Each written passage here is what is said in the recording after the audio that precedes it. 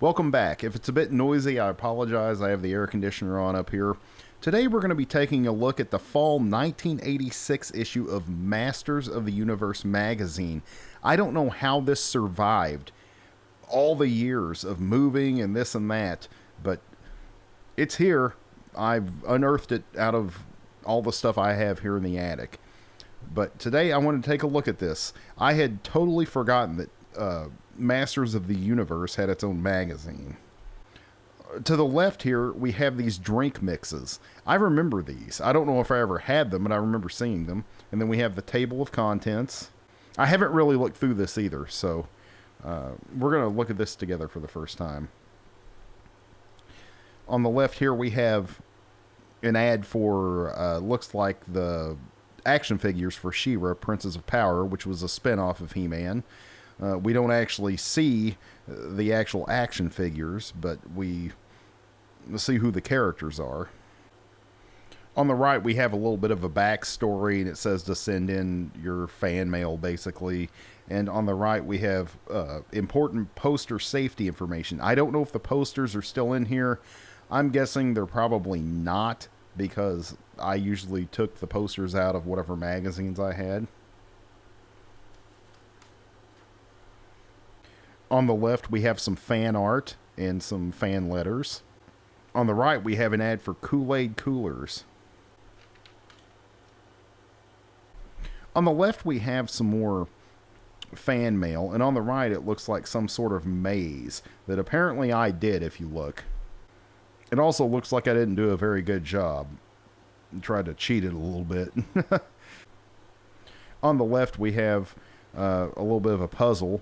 I remember this guy. I had that action figure. In fact, Masters of the Universe was the toy line I possibly had the most of as a kid.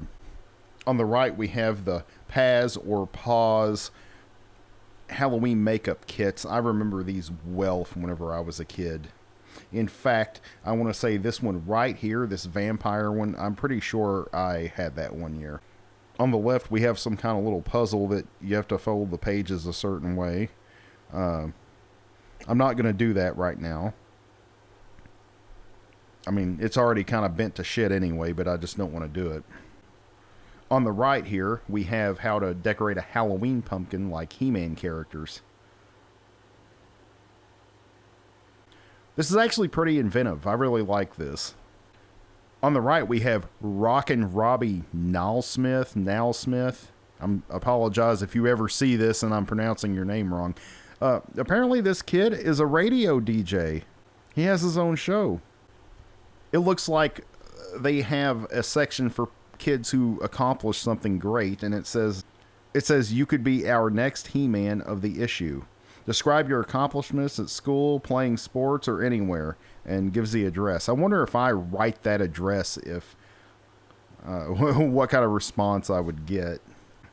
And on the right here, we have some TV listings, and you know, your favorites on TV. See TV listings for time and station. Basically, just an advertisement for other cartoons. Popples, I remember them. I remember Rainbow Bright. I think everyone my age remembers Rainbow Bright. This Ulysses 31. I do not remember that one. And then that's it. The back is a Captain Crunch advertisement. I remember these guys. That's pretty wild.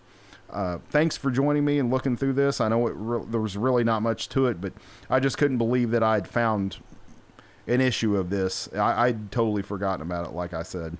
Stay tuned and we'll look at some more magazines, comics, or whatever.